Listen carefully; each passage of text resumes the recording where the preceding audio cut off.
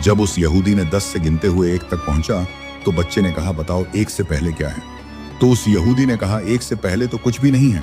तब उस बच्चे ने कहा, अल्लाह से पहले कुछ भी नहीं था, वही अव्वल है और वही आखिर है। बच्चे ने कहा, तुम्हारा दूसरा सवाल पूछो। उसने कहा, जब तुम इबादत करते हो तो अल्लाह कैसे सबको एक साथ देखता है? इसके जवाब में बच्चे ने उस यहूदी से कहा, एक बर्तन में पानी लाओ। जब बर्तन में पानी लाया गया तब उसने कहा, अब इस पानी में देखो जैसे तुमने इस पानी को देख लिया और जैसे सूरज की रोशनी एक साथ लाखों घरों में पहुंच जाती है, वैसे ही अल्लाह अपनी शान के मुताबिक हर बंदे को एक साथ देखता है।